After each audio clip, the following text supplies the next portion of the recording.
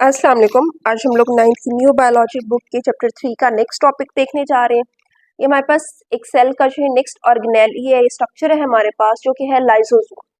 यहाँ पे सबसे पहले वो बात करते हैं कि lysosome were discovered by Belgian scientist. Lysosome जो है वो बेल्जियम साइंटिस्ट ने जो है उसको डिस्कवर किया था, जिसका नाम था क्रिश्चियन रेनी डी ड्यूफ।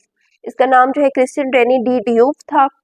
अच्छा, अब ये है क्या चीज? These are small membrane bounded vesicles. ये क्या है? छोटी छोटी थैलियां हैं जो कि मेम्ब्रेन में बाउंडेड है, दैट कंटेन डाइजेस्टिव एंजाइम। और इन थैलियों के अंदर क्या होता है? डाइजेस्टिव एंजाइम्स होते हैं, ऐसे एंजाइम जो डाइजेशन में हेल्प करते हैं।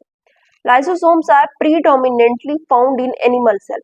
लाइसोसोम्स जो होते हैं वो ज्यादातर कहाँ पाए जाते हैं? एनिमल सेल्स में पाए जाते हैं। नेक्स्ट वो बात करते हैं कि lysosome but of from Golgi apparatus. Lysosome जो है, अब हम लोगों ने ये तो देख लिया कि इसके अंदर है क्या चीज, लेकिन ये आते कहाँ से? तो ये कहाँ से आ रहे होते हैं? गोल्जी ऑपरेटस से बर्ड की फॉर्म में, मतलब छोटे छोटे बर्ड्स ऐसे, मतलब यहाँ से जो है ये हमारे पास स्ट्रक्चर दिया हुआ है, यहाँ से छोटे छोटे ना थैलियों की सूरत में जो ये गोल्जी ऑपरेटस से आ रहे होते हैं, और इसके अंदर डाइजेस्टिव एंजाइम जो है वो भरा हुआ होता है। Cell engulf the food material in the form of food vacuole. अब क्या होता है, हमारी खुराक जो होती है वो हम लोगों की जो है डाइजेशन होने के लिए स्टमक में जाती है, वहां से जो है ये छोटी छोटी थैलियों में, ठीक है, फूड वैक्यूल्स की फॉर्म में पूरे बॉडी के सेल्स में भेजी जाती है। तो अब वो यही बात करते हैं, वो कहते हैं कि सेल जो होते हैं वो जो छोटी छोटी जो होते हैं फूड के वैक्यूल्स होते हैं उनको इंगल्फ कर लेते हैं, मतलब उनको अंदर अपने निगल लेते हैं। यहाँ से क्या होता है, ये हमारे पास फूड पार्टिकल होते हैं, ये यहाँ से इस तरह से सेल की शक्ल पहले इस तरह से बनती है, ठीक है, इस तरह से ये इसके अंदर चला जाता है, यहाँ पे फिर ये सेल की वॉल जो है वो दोबारा आ जाती है, सेल मेम्ब्रेन दोबारा बन जाती है, तो ये इसके सेल के अंदर जो है सेल का हिस्सा बन जाता है। तो यहाँ पे यही वो करते कहते हैं कि सेल जो होते हैं वो इन फूड वैक्यूल्स को अपने अंदर निगल लेते हैं।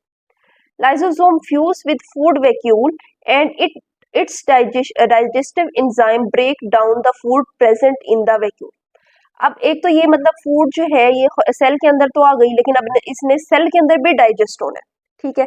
सेल के अंदर की डाइजेशन जो होती है फिर वो यही लाइसोसोम्स जो होते हैं वो करते हैं। ये क्या करते हैं, यहाँ से जो है गोल्जी ऑपरेटर से ये निकल रहे होते हैं और ये इसके साथ जाके जुड़ जाते हैं।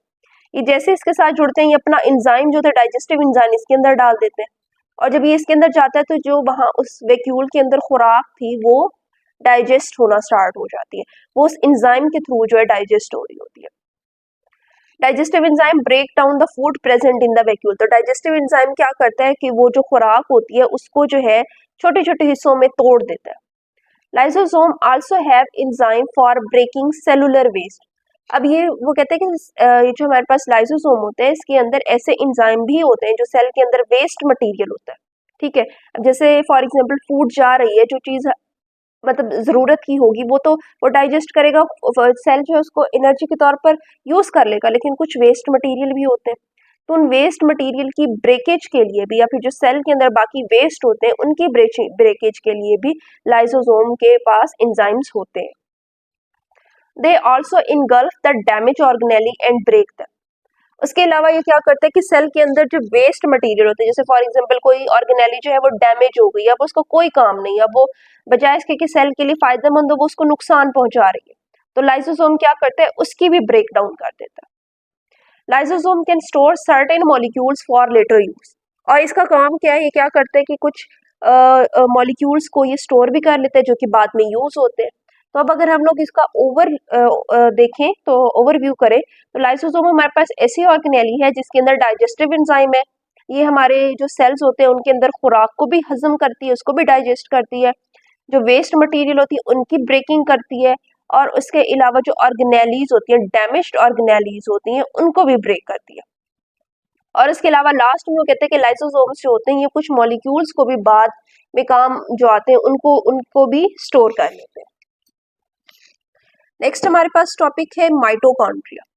अब हम लोग जो है इसकी नेक्स्ट सेल की ऑर्गेनेली को डिस्कस करते हैं। माइटोकॉन्ड्रिया सिंगुलर माइटोकॉन्ड्रिया, वो कहते हैं माइटोकॉन्ड्रिया, लेकिन अगर एक माइटोकॉन्ड्रिया तो हम उसको माइटोकॉन्ड्रियन कहते हैं। Are power house of the cell, ये हमारे पास क्या होता है, पावर हाउस ऑफ सेल होता है। अब ये पावर हाउस ऑफ सेल किस तरह से है, या फिर अगर हम लोग देखें तो इसकी इंपॉर्टेंस इस तरह की एमसीक्यूज के तौर पर और शॉर्ट क्वेश्चन के तौर पर भी ये पूछा जा सकता है कि which organelle is act as power house of cell, तो वो हमारे पास क्या होती है, माइटोकॉन्ड्रिया होती है।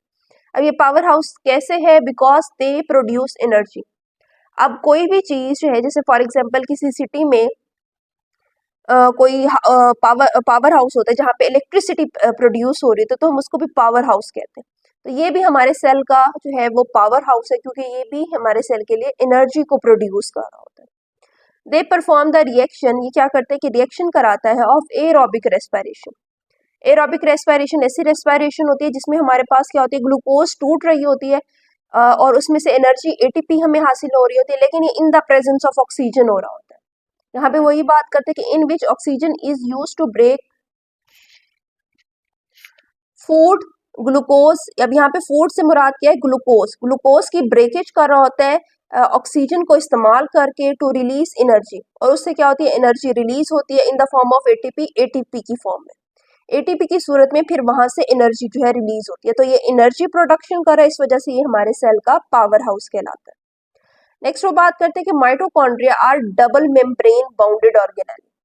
माइटोकॉन्ड्रिया जो है ये डबल मेम्ब्रेन बाउंडेड ऑर्गेनेली है, इसमें 2 लेयर्स पाई जाती हैं, ठीक है। प्रेजेंट ओनली इन यूकैरियोट्स, अब क्योंकि ये मेम्ब्रेन बाउंडेड है तो ये जस्ट यूकैरियोट्स में पाई जाएगी। The outer membrane of mitochondria is smooth. अब वो कहते हैं जो बैरूनी मेम्ब्रेन है, ये है इसकी बैरूनी मेम्ब्रेन, ये क्या होती है, ये स्मूथ होती है, ठीक है। उसके बाद वो कहते हैं but the inner membrane form many folds. लेकिन अच्छा, अब इनर मेम्ब्रेन कौन सी है, ये इसकी इनर मेम्ब्रेन है जो कि बहुत सारी तहें बनाई हुई है, ठीक है, इसमें बहुत सारी इसकी फोल्ड्स बने हुए हैं, तो ये इसकी इनर मेम्ब्रेन है। These fold are called cristae. ये जो इनर फोल्ड्स हैं, ये जो तहें हैं, इसको हम लोग क्रिस्टी कहते हैं, और एक तह को हम लोग क्रिस्टा कहते हैं, singular Crysta. They increase the surface area for respiration. अब इसका काम क्या होता है, मतलब इसने इतनी फोल्ड्स क्यों बनाई, फोल्डिंग्स क्यों बनाई है, क्योंकि ये जो है सरफेस एरिया को बढ़ाती है रेस्पिरेशन के लिए। जितनी ज्यादा जगह होती है उतना ज्यादा रिएक्शन हो रहे होते हैं, तो अब ये क्या करती है कि ज्यादा रेस्पिरेशन के लिए ज्यादा जगह प्रोवाइड करती है। फॉर एग्जाम्पल अगर हम लोग बात करें, हमारे पास कोई चीज है, ठीक है, वो इतनी बड़ी है और उसको रखने के लिए हमारे पास जगह जो है वो इतनी सी है, ठीक है, तो हम क्या करेंगे, हम उसको इकट्ठा करके इतनी सी जगह पे रख लेंगे, ठीक है। अब लेकिन वो है तो बहुत बड़ी, तो यहाँ पे भी यही है, माइटोकॉन्ड्रिया जो है बैरूनीज की जो लेयर है वो छोटी है, लेकिन जो अंदर वाली लेयर है, अंदर वाली मेम्ब्रेन है, वो ज्यादा बड़ी है, तो इस वजह से वो इकट्ठी करके उसके अंदर रखी हुई है, तो इस वजह से उसके अंदर फोल्डिंग्स आ रही है। लेकिन उसका सरफेस एरिया, मतलब उसकी जगह ज्यादा है, ताकि वो ज्यादा से ज्यादा उसमें रिएक्शन जो है वो हो सके रेस्पिरेशन के। The inner fluid like material is called matrix. अच्छा, अब इसके अंदर फ्लूइड लाइक मटीरियल मौजूद होता है जिसको मैट्रिक्स कहा जाता है। अब यहाँ पे हमारे पास ये दिया हुआ है स्ट्रक्चर इसका, यहाँ पे जो है बैरूनी मेम्ब्रेन है, फिर अंदर की मेम्ब्रेन है उसने फोल्डिंग्स बनाई हुई, उसको हम लोग क्रिस्टी कहते हैं, और उसके अंदर जो फ्लूइड है उसको हम लोग मैट्रिक्स कहते हैं। ये हमारे पास आउटर मेम्ब्रेन और ये हमारे पास इसकी इनर मेम्ब्रेन है। नेक्स्ट वो बात करते हैं कि mitochondria contain their own DNA. Mitochondria जो होते हैं इनका अपना डीएनए होते हैं, एंड राइबोसोम। और राइबोसोम मतलब इस सेल का जो डीएनए है, जो न्यूक्लियस में डीएनए, इनको उसकी जरूरत नहीं है, इनका अपना ही डीएनए होता है, अपना ही राइबोसोम्स होते हैं। डीएनए जो है वो इसको जो है वो काम बता रहा होता है कि ये फंक्शंस करने, और राइबोसोम्स जो होते हैं वो उसकी प्रोटीन सिंथेसिस कर रहे होते हैं। The ribosome of mitochondria are more similar to prokaryotic ribosome. अब जो इसके अंदर राइबोसोम्स हैं वो प्रोकैरियोटिक राइबोसोम से ज्यादा मिलते जुलते हैं देन टू यूकैरियोटिक राइबोसोम। फिर यूकैरियोटिक राइबोसोम की निस्बत इसके जो राइबोसोम है वो प्रोकैरियोटिक राइबोसोम से ज्यादा मुशाबियत रखते हैं।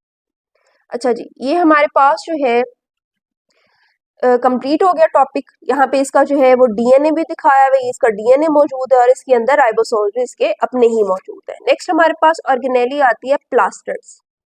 अच्छा जी, plastid are membrane bounded organelle present in the cells of plants and photosynthetic protists. अब वो कहते हैं ये जो ऑर्गेनेली है प्लास्टिड, एक तो ये मेम्ब्रेन बाउंडेड ऑर्गेनेली है, तो जाहिर सी बात है ये सिर्फ यूकैरियोट्स में मौजूद होगी, प्रोकैरियोट्स में नहीं होगी। तो ये कहाँ पे होती है, ये सिर्फ प्लांट्स में और फोटोसिंथेटिक जो प्रोटिस्ट होते हैं जैसे एल्गी हो गई, उनमें मौजूद होती है। There are 3 main type of plastids. वो कहते हैं प्लास्टिड्स की 3 बड़ी जो है वो टाइप्स होती हैं, अहम टाइप्स होती हैं। फर्स्ट हमारे पास क्या है, क्लोरोप्लास्ट, सेकंड है क्रोमोप्लास्ट और थर्ड है ल्यूकोप्लास्ट। एक एक करके हम लोग जो है इसको स्टडी करते हैं। सबसे पहले हम देखते हैं कि chloroplast chloroplast are green plastid. अब वो कहते हैं क्लोरोप्लास्ट जो होते हैं हमारे पास क्या होते हैं, ग्रीन प्लास्टिड्स होते हैं, मतलब प्लास्टिड की वो टाइप है जिसमें जो ग्रीन कलर की होती है। They are present in the cells of green part. अब ये क्या होता है, part of plant and in algae. Algae और प्लांट का जो सब्स हिस्सा होता है, जैसे कि हमारे पास पत्ते हो गए या फिर जो हमारे पास स्टेम्स होती हैं, वो पार्ट जो ग्रीन होते हैं ये वहां पर पाए जाते हैं, और एल्गी के भी ग्रीन पार्ट्स में पाए जाते हैं। एलजी हमारे पास क्या होती है, जो नॉर्मली हम लोग देखते हैं कि जहाँ पे पानी खड़ा होता है वहाँ पे ग्रीन ग्रीन कलर की ना छोटी छोटी ऐसे घास टाइप होती है, वो हमारे पास एलजी होती है, वो भी ग्रीन कलर की होती है। तो ये प्लांट और एलजी के ग्रीन पार्ट में पाए जाते हैं। They contain photosynthetic pigment. अब इनके अंदर क्या होता है, ऐसा पिगमेंट होता है जिसकी वजह से फोटोसिंथेसिस होती है, और उस पिगमेंट को हम लोग फोटोसिंथेटिक पिगमेंट या फिर हम उसको क्लोरोफिल कहते हैं, द ग्रीन क्लोरोफिल। ठीक है, क्लोरोप्लास्ट के अंदर एक ग्रीन कलर का पिगमेंट होता है जिसको हम लोग क्लोरोफिल कहते हैं, जो कि फोटोसिंथेसिस में हेल्प आउट करता है। They carry out photosynthesis. अब ये क्या करते हैं, फोटोसिंथेसिस करवाता है with the help of their pigments. इसके अंदर ये जो ग्रीन कलर का पिगमेंट है उसकी हेल्प से फोटोसिंथेसिस होती है। They capture light energy and convert it into chemical energy. अब ये क्या करता है, जो लाइट एनर्जी आई है सूरज से, जो एनर्जी आई है उसको कैप्चर करता है और उसको केमिकल एनर्जी में कन्वर्ट कर देता है। ठीक है, they use this energy to prepare glucose, और फिर वही केमिकल एनर्जी को ये इस्तेमाल करके ग्लूकोज पैदा करते हैं। अब अगर हम ये देखें कि तो ये भी हमारे पास, अगर हम इसको ऐसे भी कह सकते हैं कि प्लास्टिड भी हमारे पास प्लांट का पावर हाउस है, क्योंकि यहाँ पे भी एनर्जी की प्रोडक्शन हो रही है क्लोरोप्लास्ट के अंदर। अब यहाँ पे वो कहते हैं कि like mitochondria chloroplast are enclosed by double membrane. वो कहते हैं माइटोकॉन्ड्रिया की तरह क्लोरोप्लास्ट भी दो मेम्ब्रेन पे मुश्तमिल होता है। On the internal side of inner membrane there are many sets of stacked membrane। अब वो कहते हैं अंदरूनी मेम्ब्रेन, जो इंटर मेम्ब्रेन है उसके अंदर बहुत सारे मजीद मेम्ब्रेन के अंदर जो है स्टैक्ड, मतलब स्टैक्ड ढेर लगे हुए होते हैं मेंबर्स के। ठीक है, ढेरी की फॉर्म में जो है इस तरह से ये मेंबर्स होते हैं मौजूद होते हैं, और ये भी मेम्ब्रेन्स में होते हैं, मेम्ब्रेन बाउंडेड होते हैं। These stacks are called grana, और इन्हीं स्टैक्स को हम लोग जो है ग्रेना कहते हैं, और अगर सिंगल हमारे पास हो तो हम उसको ग्रेनम कहते हैं। ये हमारे पास ग्रेनास होते हैं। ठीक है, ये स्टैक जो होते हैं। These sac like structure which make granum are called thylakoid. अब वो कहते हैं ये जो सैक लाइक स्ट्रक्चर है, थैली नुमा के स्ट्रक्चर्स है जो कि पूरा पूरा ग्रेनम बना रहे हैं, ये हमारे पास एक पूरा ग्रेनम होता है, और इसके अंदर जो एक एक थैली होती है वो हमारे पास थैलाक्वाइड कहलाती है। अच्छा, अब हमारे पास क्या हो गया, हम लोगों ने क्या देखा, एक तो हमारे पास डबल मेम्ब्रेन है, एक तो बाहर वाली मेम्ब्रेन है और एक अंदर वाली मेम्ब्रेन है। अंदर वाली मेम्ब्रेन में क्या होता है कि इसके अंदर मजीद मेम्ब्रेन बाउंडेड जो होती है वो थैलियां मौजूद होती है। उन थैलियों के ढेर को जो है हम लोग ग्रेनम कहते हैं, लेकिन उस एक थैली को जो है हम लोग थैलाक्वाइड कहते हैं। Photosynthetic pigment are present on the surface of thylakoid. अब ये जो है थैलाक्वाइड्स है, इनकी सतह के ऊपर वही जो है फोटोसिंथेटिक पिगमेंट क्लोरोफिल जो है वो इसके ऊपर मौजूद होता है। अ fluid called stroma surround the thylakoid, और एक फ्लूइड जो होता है जो इसको घेरे हुए होता है, जिसको हम लोग क्या कहते हैं, स्ट्रोमा कहते हैं। ठीक है, फ्लूइड मौजूद होता है जो कि इन थैलाक्वाइड्स को घेरे हुए होता है, उसको हम स्ट्रोमा कहते हैं। Like mitochondria chloroplast also contain DNA and ribosome. वो कहते हैं हमारे पास जो है माइटोकॉन्ड्रिया की तरह जो प्लास्टिड है या फिर जो हमारे पास क्लोरोप्लास्ट है उसका भी अपना डीएनए मौजूद होता है। ये डीएनए मौजूद है, और इसकी ये जो रेड रेड डॉट्स हैं ये इसके राइबोसोम्स है, तो इसके अपने ही राइबोसोम्स होते हैं और अपना ही डीएनए मौजूद होता है। तो ये हमारे पास क्लोरोप्लास्ट हो गया। अब अगर हम इसको देखें तो क्लोरोप्लास्ट हमारे पास एक ग्रीन प्लास्टिड है। ठीक है, इसके अंदर एक ग्रीन कलर का पिगमेंट होता है जो कि क्लोरोफिल होता है, और वो किसके लिए जरूरी होता है, वो फोटोसिंथेसिस में हेल्प आउट करता है। फोटोसिंथेसिस में हम क्या करते हैं कि लाइट एनर्जी को, ये जो प्लांट्स होते हैं वो लाइट एनर्जी को जो है वो केमिकल एनर्जी में, और उस केमिकल एनर्जी से ग्लूकोज फूड प्रिपेयर की जाती है। फिर उसके बाद हमने स्ट्रक्चर देखा कि डबल मेम्ब्रेनस जो है वो ऑर्गेनेली है। अंदर की तरफ जो है इसके जो है वो थैलियां बनी हुई होती है, और उन थैलियों के ढेर लगे हुए होते हैं। उन थैलियों के जो ढेर है उनको हम लोग ग्रेना कहते हैं, और उस एक एक थैली को हम लोग थैलाक्वाइड कहते हैं। उन्हीं थैलाक्वाइड के ऊपर जो है फोटोसिंथेटिक पिगमेंट मौजूद होते हैं, जिसकी वजह से जो है हमारे पास फोटोसिंथेसिस हो रही होती है। और उसके अंदर एक लिक्विड भी मौजूद होता है जिसने उसको घेरा हुआ होता है। उसी लिक्विड में हमारे पास उसका डीएनए और राइबोसोम्स भी मौजूद होते हैं। तो ये हमारे पास क्लोरोप्लास्ट कंप्लीट हो गया। नेक्स्ट हमारे पास इसकी सेकंड टाइप आती है प्लास्टिड की, क्रोमोप्लास्ट। क्रोमोप्लास्ट हमारे पास क्या है, are the plastid that contain pigments. ये कहते हैं ये वो प्लास्टिड है जिसमें पिगमेंट्स होते हैं such as carotenoids. These pigment are of bright colour. अब इन पिगमेंट्स का क्या काम है, ये ब्राइट कलर्स जो हैं वो उसको देते हैं। और ब्राइट कलर्स कहाँ पे मौजूद होते हैं, chromoplast are present in the cells of flower, petal and fruit. Fruit के अगर हम लोग कलर्स देखें तो डिफरेंट ब्राइट कलर्स होते हैं, पेटल्स के डिफरेंट कलर्स होते हैं, फ्लावर्स की जो पत्तियां होती हैं व्हाइट कलर की होती हैं, रेड कलर की, डिफरेंट कलर्स होते हैं। तो ये क्रोमोप्लास्ट होते हैं उनके अंदर मौजूद होते हैं। Chromoplast give colour to these parts. Chromoplast जो है वो इन हिस्सों को जो है वो रंग देता है, दस हेल्प इन पोलिनेशन, जिसकी वजह से पोलिनेशन होती है, and dispersal of fruit and seed. और फ्रूट और सीड की जो डिस्पर्सल है वो भी इसी वजह से होती है। अब क्योंकि इतने खूबसूरत रंग होते हैं तो जो हमारे पास इंसेक्ट्स होते हैं वो इनकी तरफ अट्रैक्ट होते हैं। वो एक जो है पौधे एक फ्लावर से पोलन ग्रेन्स जो होते हैं उनको दूसरों पे वो जो है वो शिफ्ट करते हैं, और इस तरह से उनके अंदर जो है वो फर्टिलाइजेशन होती है, और फर्टिलाइजेशन के नतीजे में वो फ्रूट बन जाता है। तो फिर उसी फ्रूट से सीड्स निकलते हैं, वो सीड डिस्पर्स होते हैं और मजीद पौधे जो है वो बन जाते हैं। तो ये क्या है, इनकी जो है मतलब फ्रूट बनने में सीड के डिस्पर्सल में जो है अहम किरदार अदा करते हैं। लास्ट में हमारे पास आता है leucoplast. Leucoplast are plastid that have no pigments. ये वो प्लास्टिड है जिसमें कोई पिगमेंट नहीं होता, इट मींस कि कलरलेस होंगे, इनमें कोई कलर ही नहीं होगा। पिगमेंट्स जो होते हैं वो कलर देते हैं।